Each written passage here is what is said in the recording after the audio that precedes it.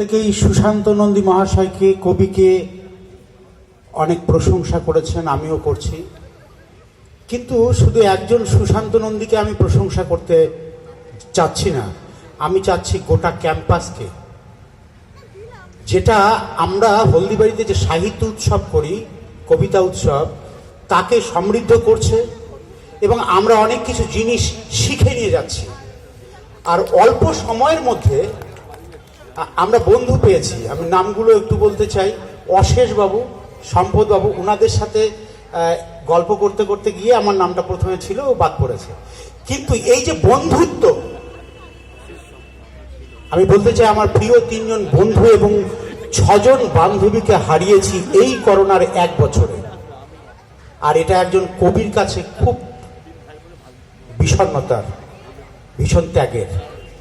পরিযায়ী শ্রমিকরা যখন ফিরে আসে হলদিবাড়িতে থেকে, ব্রহ্মজিৎ সরকার তার ভাগের 2 বিঘা জমি বিক্রি করে যে পয়সা পেয়েছে, সেটা দিয়ে তাদেরকে আমরা ছোট ছোট মুরগির বাচ্চা, হাঁসের বাচ্চা, ছাগল, ফিড, ওষুধ দিয়ে নতুন খামারি সৃষ্টি করছি।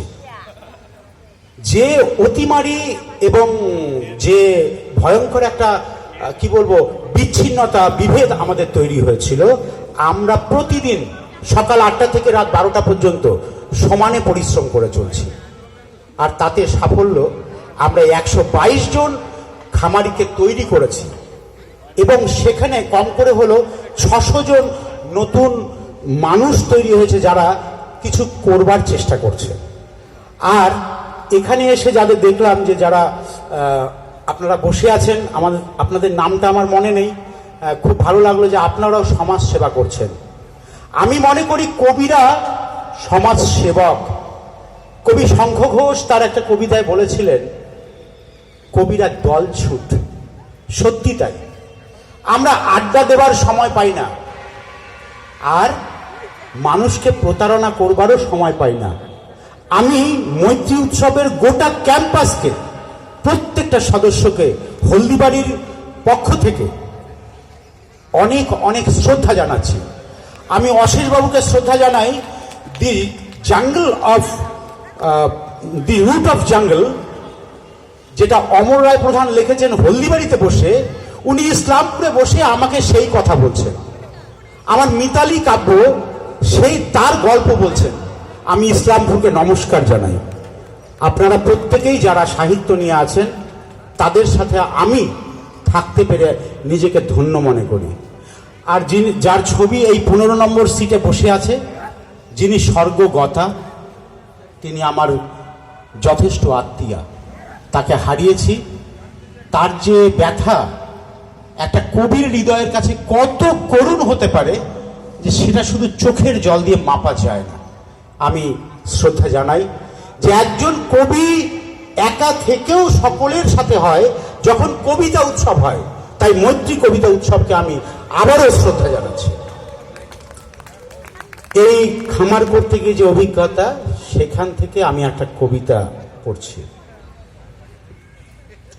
একটা মাঠ একা ঘুমোচ্ছিল, সেই মাঠ থেকে একটা বেজি ধরে নিয়ে এসে নাম দিলাম রঙ্গি। সে শুধু দুধ আর মাছ খায়, মুরগির সাথেই ভোর মাচায়।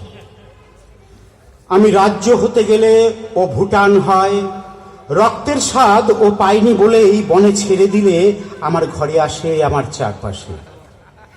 আমি ওকে একটা দেশ দিতে চাই, এই যে গাছ কেটে যে পাতায় লিখি, আমি সেই অসভ্য মানুষের প্রতিনিধি। বেজির দেশ, পাখির দেশ, বনের দেশ, অধিকার আমি কেড়ে নিয়ে বিষ মেখে আলু আর ডাল অপত্যকে খেতে দিয়ে উল্লাস করি ব্যাংকের দরজায়। ইন্টারনেট একটা নেশার দেশ, আমরা অসভ্যের মতো সৌন্দর্যের পর্দা ছিঁড়ে সোফা বানাই, তার নাম রাগ।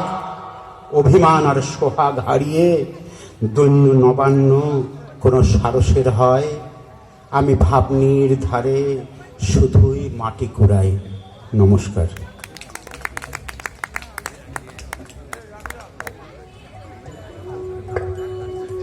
অসংখ্য ধন্যবাদ। শ্রী গৌতম লালা, আপনাকে আপনারই কথার একটু রেশ ধরে বলি, কবি তার জীবনে, তার ব্যক্তি জীবনে, তার মননে কোথাও না কোথাও অবশ্যই একা। কবিকে একা হতেই হয়, কবিকে একা করে দেয় সমাজ, না হলে কবি সমাজ থেকেই সরে গিয়ে একা হয়ে যায়।